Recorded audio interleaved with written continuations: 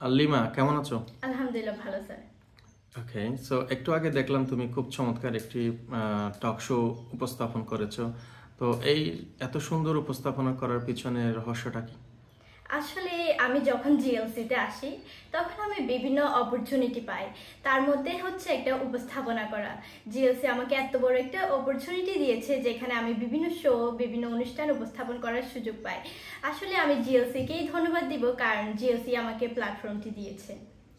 ওকে, যে তুমি যে অনেক ভালো উপস্থাপন করছো, তো এতে তোমার কেমন উপলব্ধি হচ্ছে, যে তোমার নিজের ইমপ্রুভমেন্ট কেমন হচ্ছে মনে হয়? হ্যাঁ, অবশ্যই আমার অনেক বেশি ইমপ্রুভমেন্ট হচ্ছে, কারণ আগে আমি কোনো ক্যামেরার সামনে অথবা কোনো মানুষের সামনে কথা বলার সাহসটুকু পেতাম না, কিন্তু এখন আমি খুব সহজেই যে কোনো মানুষের সামনে যে কোনো বিষয়ে প্রেজেন্টেশন করতে পারি।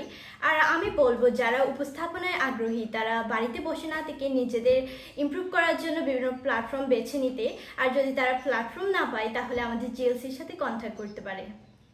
ওকে, ধন্যবাদ। তোমার ভবিষ্যতে তুমি অনেক বড় উপস্থাপিকা হবে, এটাই আমার প্রত্যাশা। Thank you sir.